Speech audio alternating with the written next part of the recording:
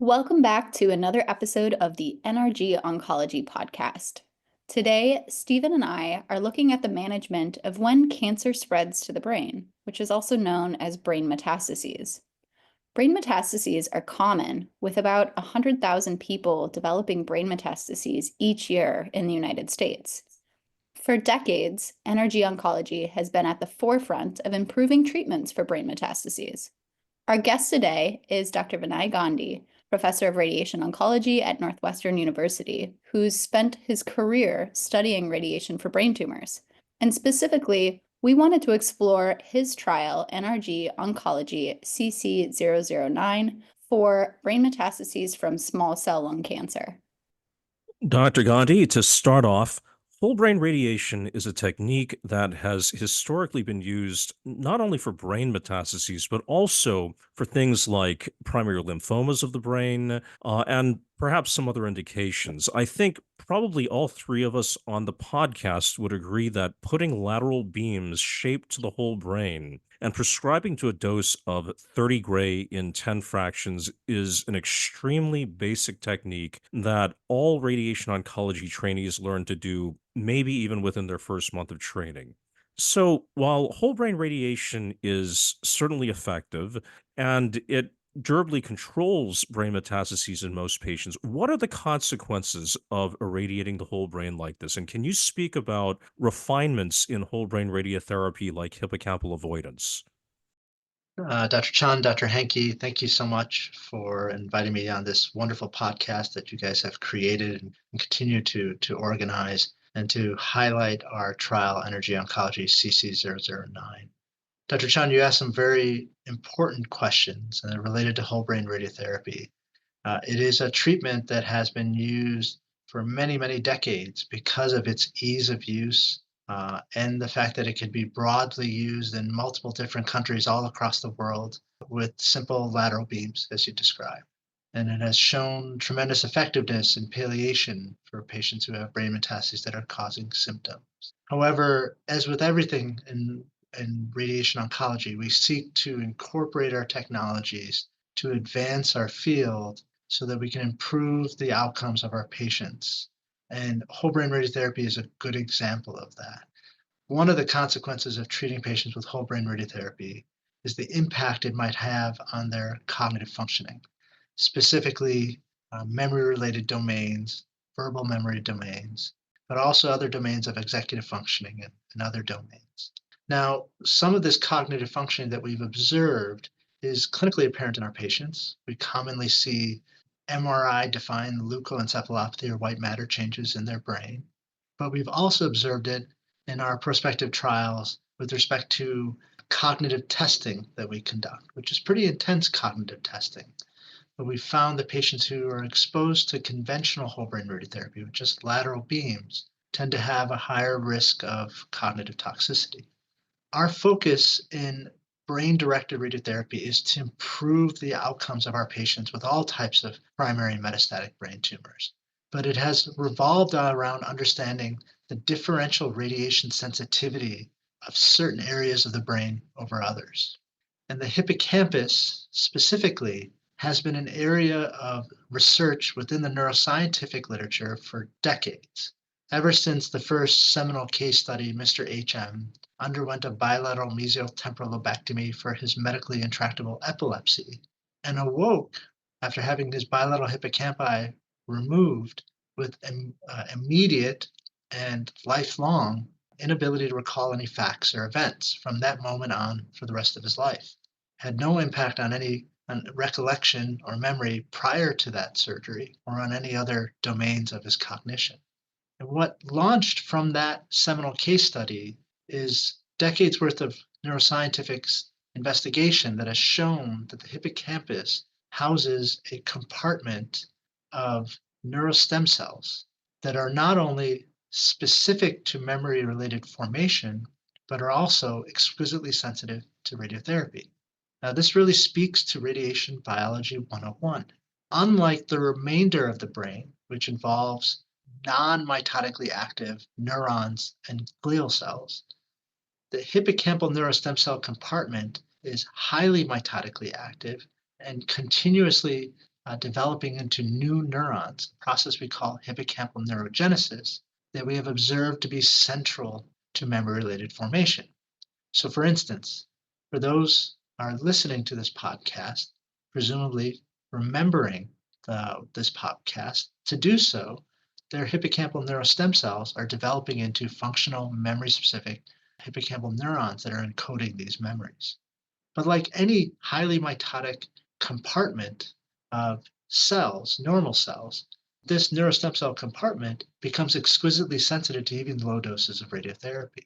And so, what we hypothesized roughly 15 years ago was that we could use intensity modulated radiotherapy to deliver whole brain radiotherapy doses throughout the brain parenchyma, but carve out the neurostem cell compartment so that that area receives not just a lower total dose, but a lower dose per fraction, or the 10 fractions of whole brain radiotherapy, speaking to, again, the radiation sensitivity of a mitotically active neurostem cell compartment.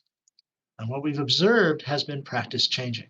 In 2 trials led by NRG Oncology, as well as multiple trials led elsewhere across the world, we observed that hippocampal avoidance during whole brain radiotherapy using intensity modulated radiotherapy prevents cognitive toxicity with a seemingly selective effect on memory-related domains.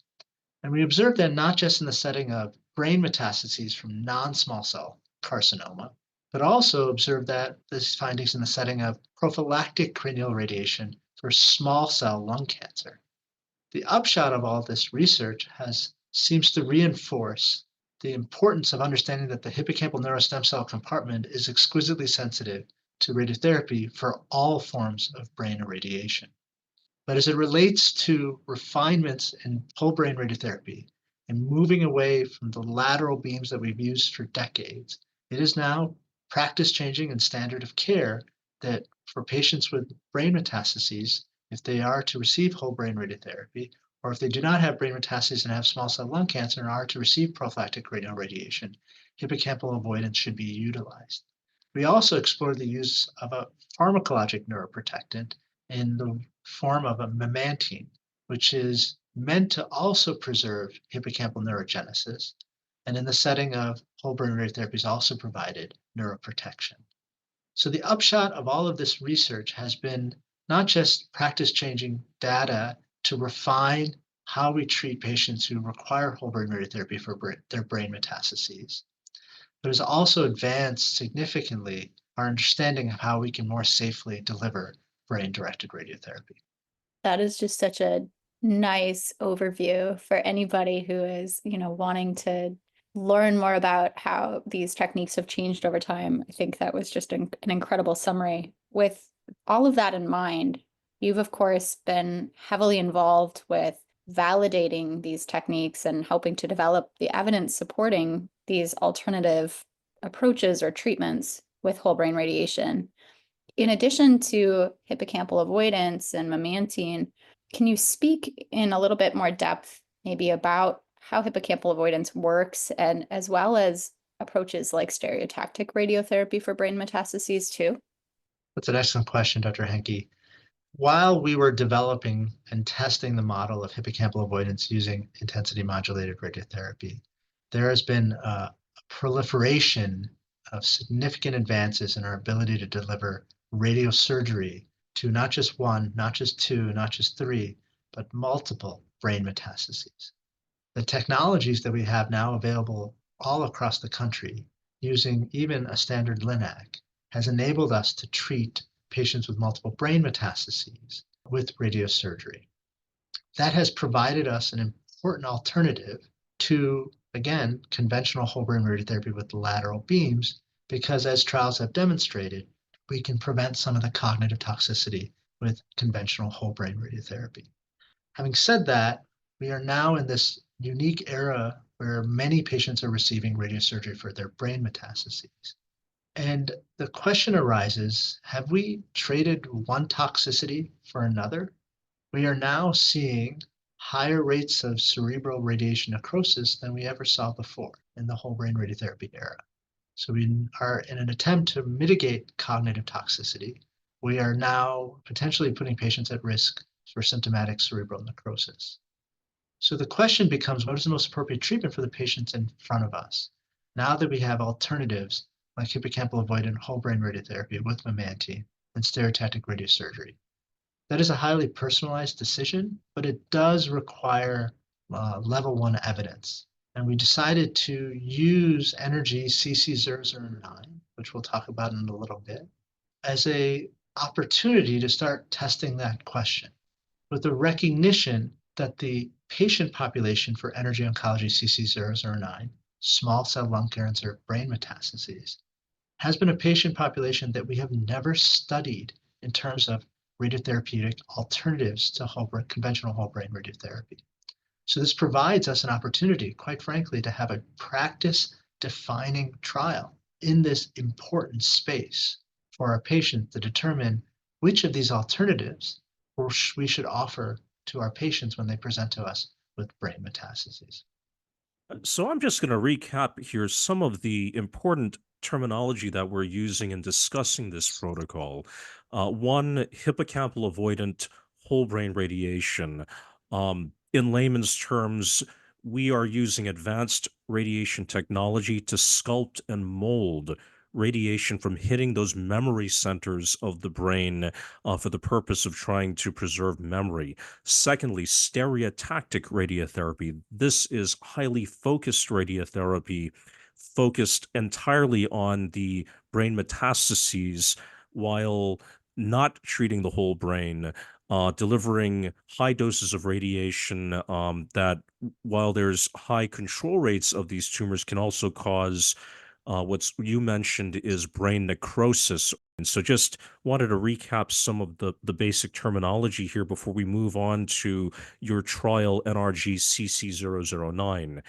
This is a trial comparing whole brain radiotherapy with hippocampal avoidance to stereotactic radiotherapy for small cell neuroendocrine lung cancer that's spread to the brain. Again, for those in the audience unfamiliar with this type of lung cancer, it's about a third of lung cancers. It's a type of lung cancer that comes from things called neuroendocrine cells in the lungs, or cells that release hormones, and they're very aggressive and they tend to spread to the brain with high propensity.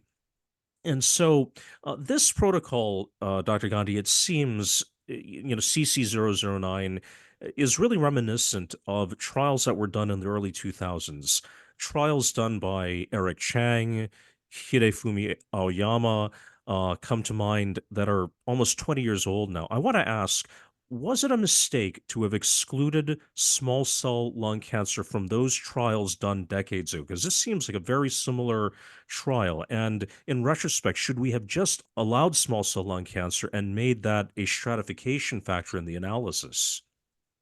Dr. Chan, thank you for that question and really appreciate the clarification on that terminology. That was really well stated and messaged.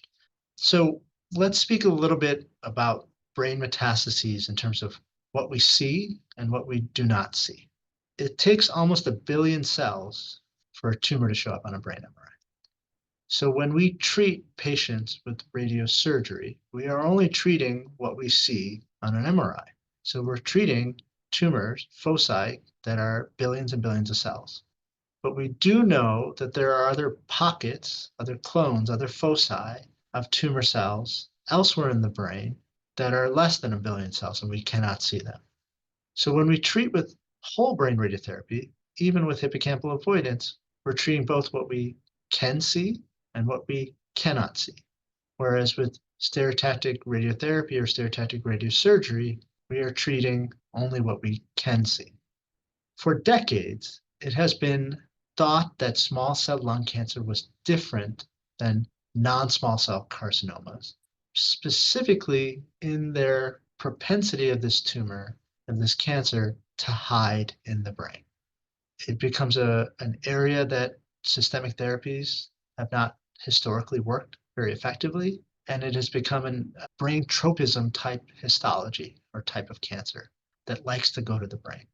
So as an example, for decades, recognizing this is a predominant area where patients have recurrences for their cancer, we have used something called prophylactic cranial radiation. It is essentially the idea that when we treat small cell lung cancer, we use chemotherapy. Sometimes we use lung radiotherapy.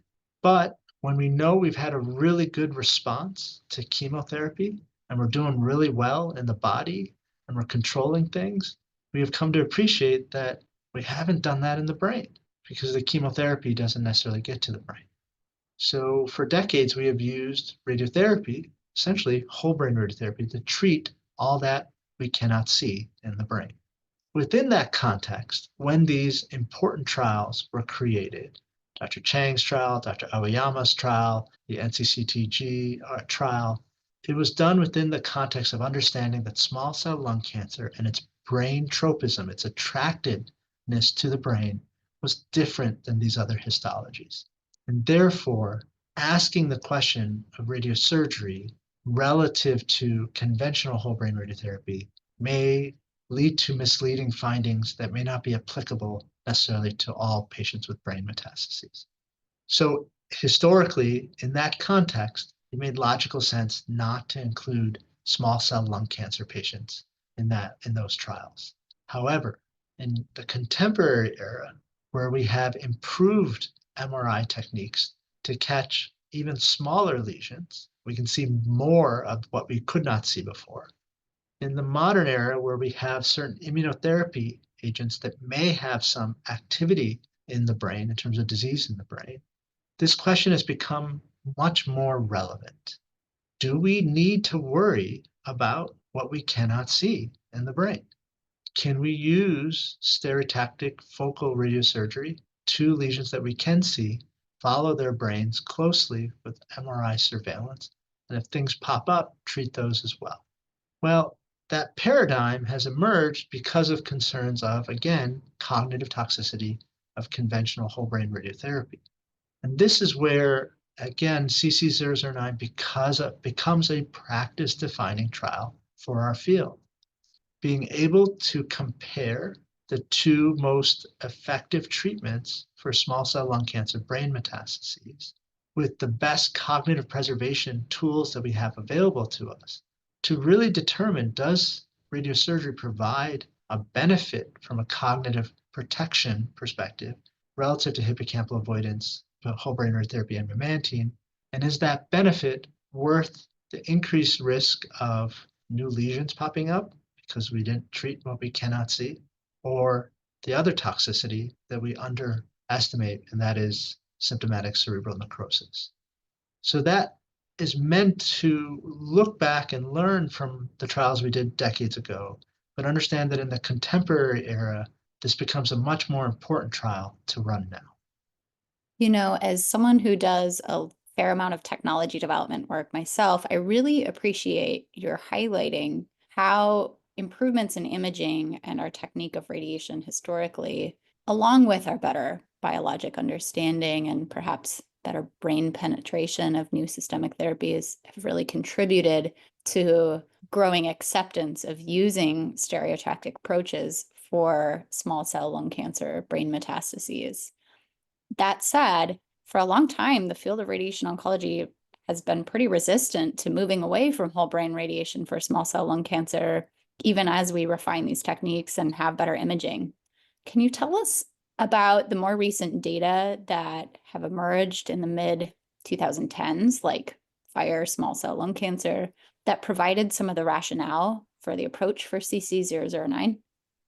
Thank you, Dr. Henke. That is a really important question. And it is on both sides of this equation, we're asking this question to create equipoise and allay the concerns that individuals who have their own individual biases may have and promote enrollment on this study. So we talked about how hippocampal avoidance during whole brain radiotherapy with memantine has cognitive protection benefits. And that's led to, but at the same time, people have understood that radiosurgery can be utilized to also have cognitive protective benefits. But as you mentioned, there's been this historical concern about new lesions popping up, given the histology. FIRE SCLC and others similar to it helped to some extent allay our concerns about disease control. This was and another study similar to it were essentially very large multi-institutional retrospective registries of patients who were treated for small cell lung cancer with radiosurgery without any prior either therapeutic or prophylactic whole brain radiotherapy. And they looked at outcomes as it relates to disease control relative, and this is an important consideration when looking at these data, relative to a single institution retrospective review of patients treated with conventional whole brain radiotherapy. So not really apples to apples, but as best as we can do with a tremendous sample size of patients from which to draw reasonable conclusions. And what was observed was that, yes, patients who received radiosurgery had a higher risk of new lesions popping up, again, what we cannot see, relative to patients who received conventional whole brain radiotherapy. And that by no means is any surprise to us. But importantly, there seemed to be no meaningful survival difference. And that, I think, allayed some concerns with respect to radiosurgery as it pertains to our desire to prolong survivorship in our small cell lung cancer patients. What these data do not provide, though, and what we're aiming to provide in this prospective randomized trial of NRG-CC009 is an accurate estimate and assessment of the risks of cerebral necrosis with stereotactic radiosurgery, and an accurate comparison of cognitive outcome data as compared to modern whole brain radiotherapy with hippocampal-avoidant MMAMT. So the trial of NRG Oncology CC009 is really well supported on both arms as reasonable treatment approaches. And now the question is, which one is better for our patients? As you know, I've recently enrolled a patient on NRG-CC009 in one of the integrated academic satellite campuses that I work. I want to just say that I admire the pragmatism and ease of putting this patient on CC009. They're actually on treatment right now. I saw them yesterday doing well. They were selected for the whole brain radiotherapy arm with hippocampal avoidance. Could you elaborate on the recent amendments to CC009 intended to further operationalize this protocol, especially in community centers? And also, if you could speak a little about the NCORP pathway through which this trial was developed. Thanks, Steve, Dr. Chen, and thank you for your support, very enthusiastic support of NRG Oncology CC009. I have been grateful and fortunate to have been able to run a number of clinical trials within the cooperative group space, specifically NRG Oncology. What I appreciate most about that process is that it is iterative and it values the feedback received from accruing institutions and accruing physicians and staff and research associates.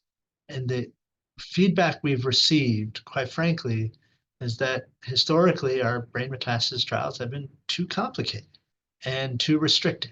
So there has been a movement in the modern brain metastasis trials within NRG Oncology to do exactly as you described, Dr. Chen, to make them pragmatic and easy. One of the approaches we've used to do that with NRG CC009 and the most recent amendment is to no longer cap the number of brain metastases permitted on study. Previously, we thought it was reasonable to ask the question within a range of 1 to 10 brain metastases. Having said that, we recognize that there are a lot of these patients, especially, are coming in with more than 10 brain metastases, and there's been a widening use of radiosurgery for the few brain metastases as opposed to the multiple brain metastases. So with that feedback, we recognized, look, we think we can remove this cap and still offer a trial that answers an important question and provides safety evaluations to ensure that we are treating these patients appropriately. So instead of having a cap on number, we have a cap on total intracranial volume of brain metastases, which we know has been associated with symptomatic radiation necrosis with radiosurgery. The second thing we provided was an understanding that the radiosurgical community is migrating away from a typical single fraction radiosurgery, meaning a single treatment, high dose to the lesion, towards a fractionated radiosurgical approach, meaning multiple smaller, lower dose treatments to that lesion.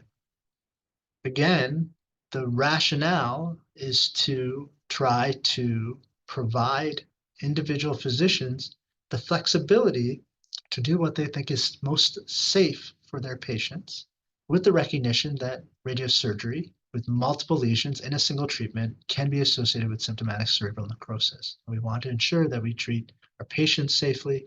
We want to ensure that our accruing physicians can feel most comfortable treating their patients. One of the aspects of running this trial as well is to limit the burden of data collection on our sites. We had in our initial foray of this trial, this first protocol, we had carried forward historical approaches to doing radiosurgery in a cooperative group trial, which has been a long time since we had done it. And we used to do it only for a couple brain lesions, brain metastases, typically 1 to 4 or 1 to 3. And we would ask each site to take each lesion and measure them at each time point and follow up. Now we're talking about patients who have 10 to 12 brain metastases. And the practicality of asking someone like yourself, Dr. Chun, to sit there and measure each lesion every time they come in is really asking a lot.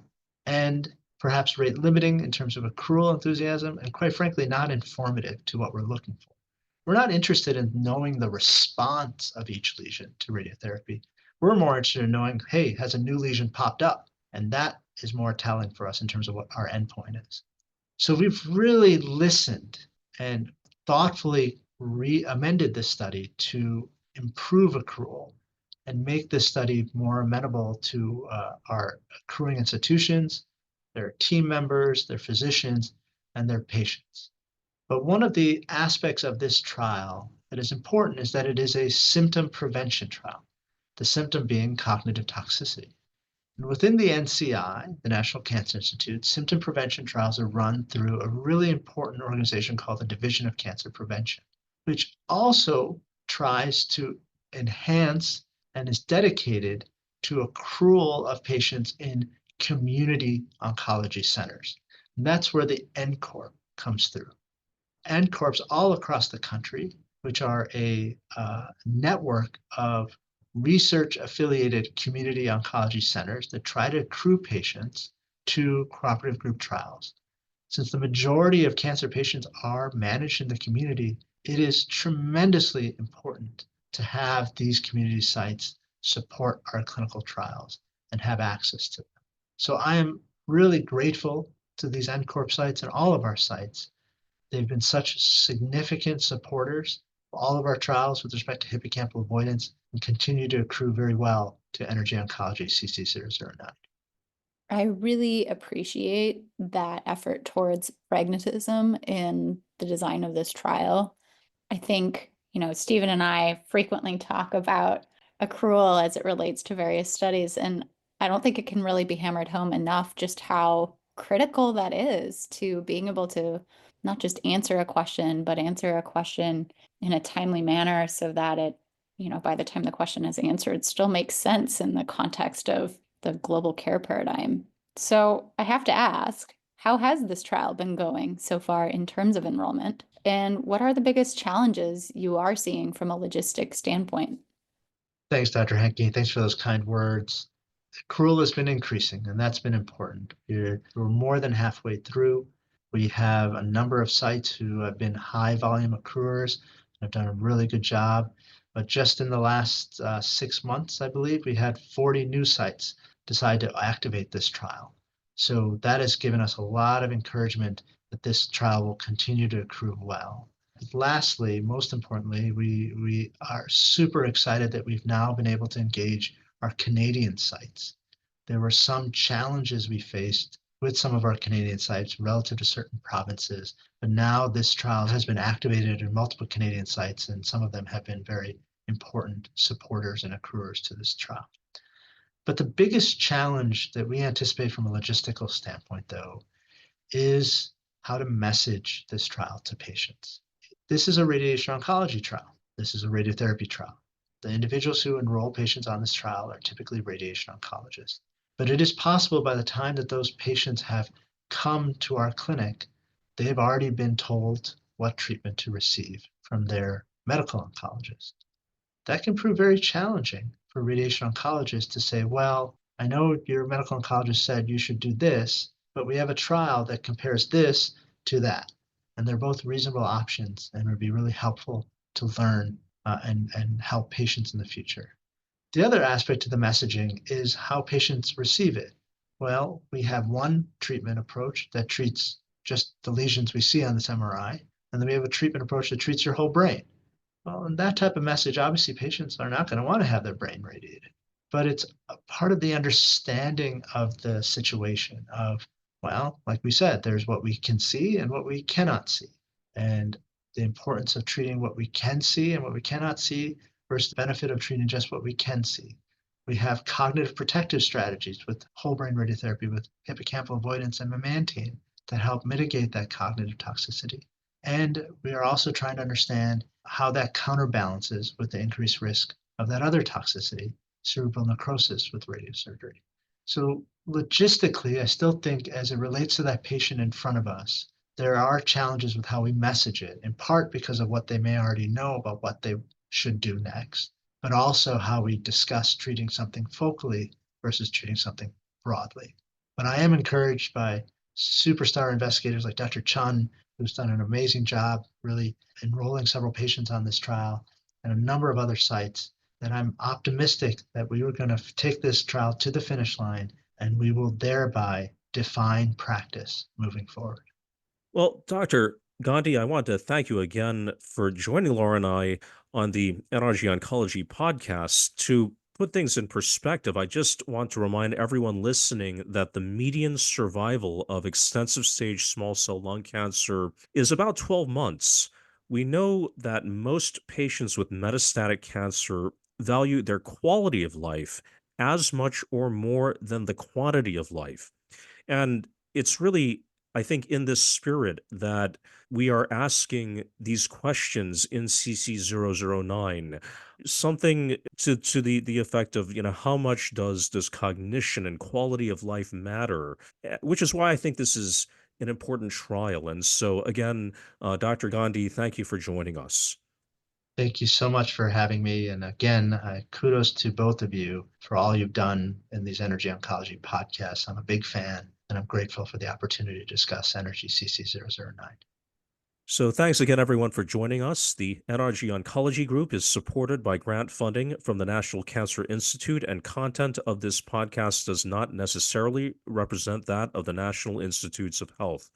Thanks, everyone, for tuning in, and happy clinical trials.